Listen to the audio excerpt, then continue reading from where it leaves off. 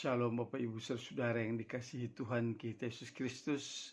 Kita bertemu kembali di acara renungan yang mana pada hari ini kita akan membaca merenungkan firman Tuhan yang terambil dari Mazmur 121 ayatnya yang pertama sampai dengan ayatnya yang ke-8 dengan judul perikop Tuhan penjaga Israel.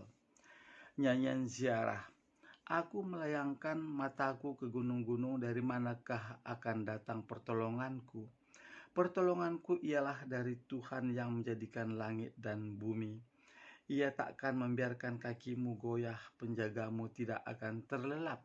Sesungguhnya tidak terlelap dan tidak tertidur penjaga Israel. Tuhanlah penjagamu, Tuhanlah naunganmu. Di sebelah tangan kananmu, matahari tidak menyakiti engkau pada waktu siang atau bulan pada waktu malam. Tuhan akan menjaga engkau terhadap segala kecelakaan. Ia akan menjaga nyawamu. Tuhan akan menjaga keluar masukmu dari sekarang sampai selama-lamanya. Bapak Ibu Saudara yang dikasihi Tuhan kita Yesus Kristus, hari-hari ini yang sedang kita jalani adalah hari-hari yang sangat berat dan jahat. Wajarlah bila semua orang mengeluhkan hal ini. Terus mengeluh takkan memberi solusi, karena selama kita masih bernapas, kita takkan pernah bisa menghindar dari namanya masalah, kesukaran, kesulitan, penderitaan yang datang silih berganti tanpa permisi, tanpa memandang usia, tanpa memandang status sosial. Belum lagi yang namanya mara bahaya, ancaman, bencana alam, tanah longsor, banjir bandang dan lain-lain sebagainya. Kita tidak pernah dapat menduga atau diprediksi. Jadi di tengah hantaman badai persoalan, banyak sekali orang berusaha mencari jalan agar dapat terlepas dari masalah, untuk mencari pertolongan ke sana kemari begitu. Dan tidak sedikit yang tergiur dengan tawaran-tawaran yang dunia sodorkan.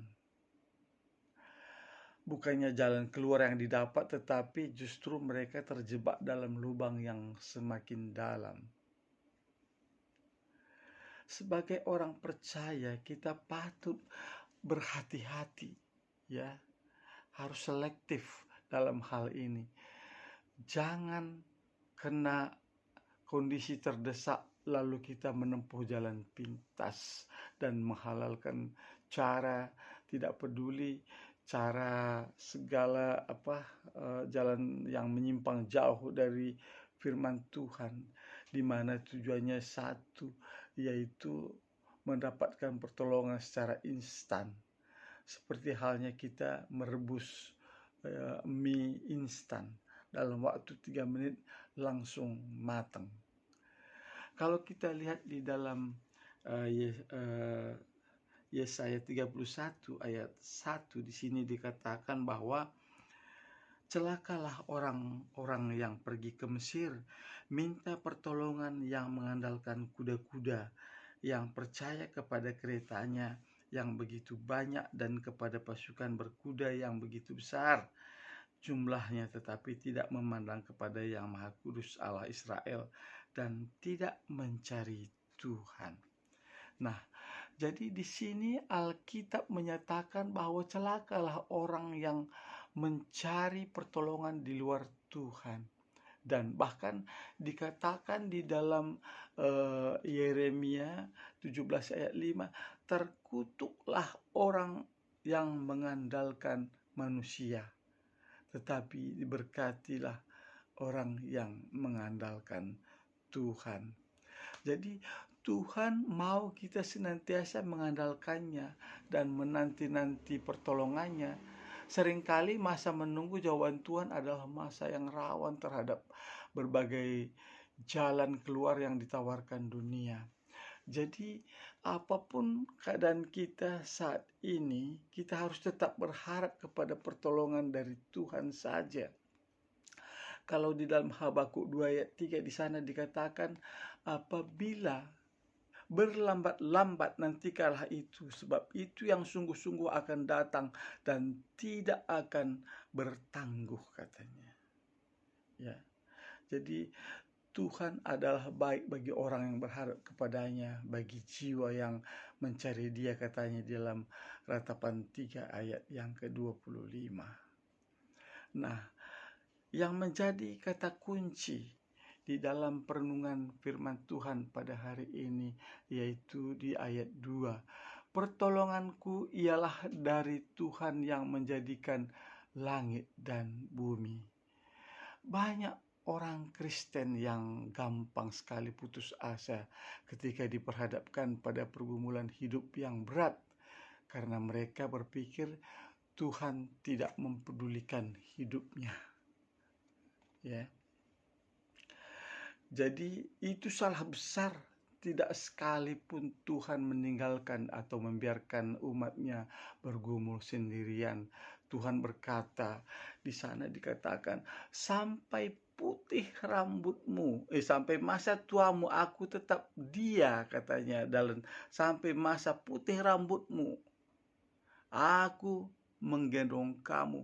Aku telah melakukannya dan mau menanggung kamu terus. Dia katakan begitu, ya.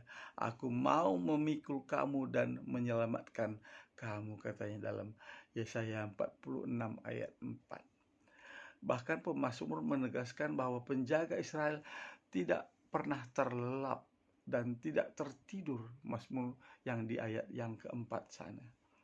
Jika Tuhan mengizinkan kita melewati masa-masa sulit itu, artinya Dia sedang melatih kita untuk bergantung sepenuhnya kepadanya. Jadi jangan pernah lari dari proses Tuhan.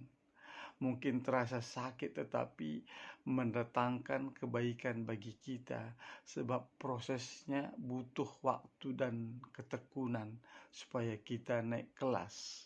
Sebab kamu memerlukan ketekunan supaya sesudah kamu melakukan kehendak Allah, kamu memperoleh apa yang dijanjikan itu, katanya di dalam Ibrani 10 ayat yang ke-36.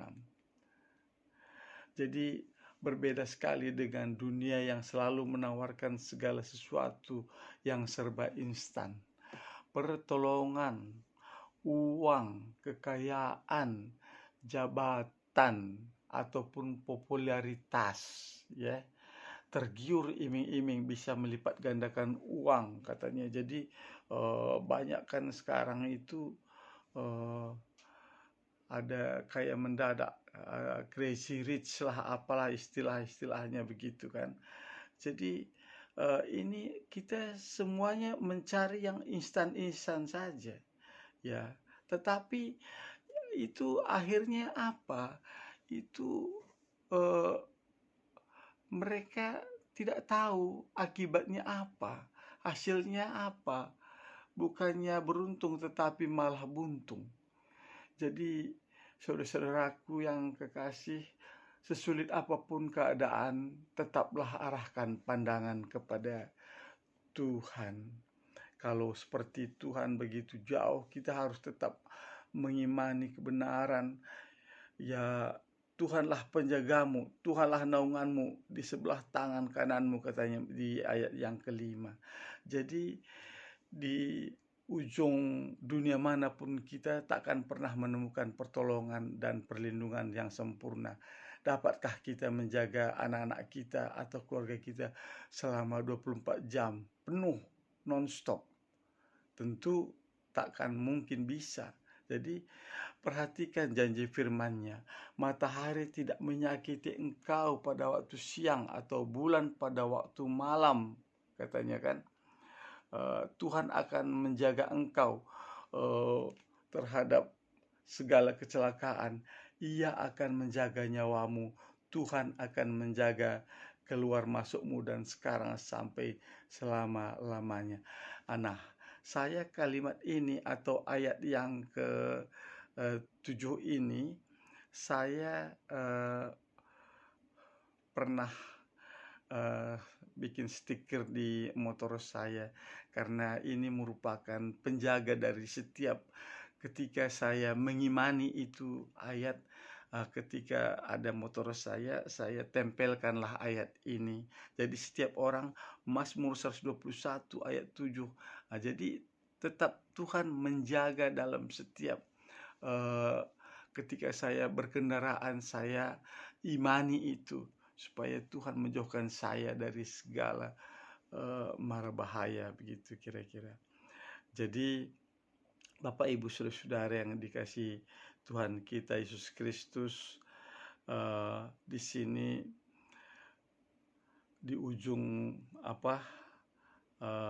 penghujung tahun ini kita tetap juga istilahnya berpegang. Kita tahu bahwa ini akan mengalami kesulitan, katanya adalah tahun kegelapan di tahun 2023. Jadi apapun nanti yang akan datang tahun depan, yang kita sesulit apapun, mungkin banyak pergolakan dunia, tetapi kita tidak usah khawatir. Kita percaya ketika kita bersama dengan Tuhan, ya kita serahkan segala kehidupan kita, jangan mengambil jalan pintas. Kita mau bertindak sendiri. Kalau di dalam Amsal katakan bahwa ada jalan disangka lurus tetapi ujungnya menuju maut, dia katakan begitu. Jadi kita pikir itu baik, ternyata bukan itu yang baik, malah kita mendatangkan celaka bagi kita.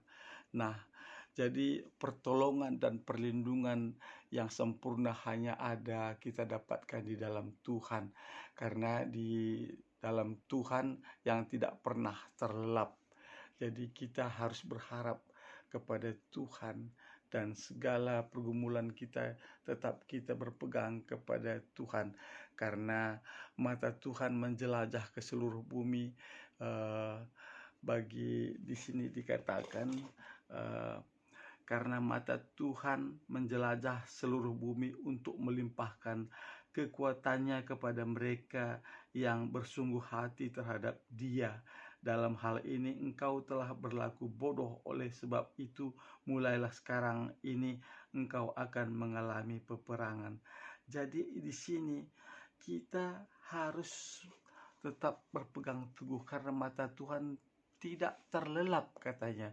Ya, jadi jangan pikir kita semena-mena melakukan segala sesuatu, tetapi biarlah kita tetap berpengharapan kepada Tuhan, karena mata Tuhan itu tidak pernah tertidur. Maka oleh karena itu, bagi Bapak Ibu Saudara yang dikasihi Tuhan, marilah kita sebagai umat Tuhan, kita tetap berpengharapan kepada Tuhan dan mengikuti janji-janjinya, tetap berpegang teguh kepada firman Tuhan. Demikian renungan pada saat ini. Sekiranya Bapak Ibu Saudara yang suka dengan renungan ini, silakan di subscribe, like, share, komen, dan bunyikan loncengnya. Tuhan Yesus memberkati.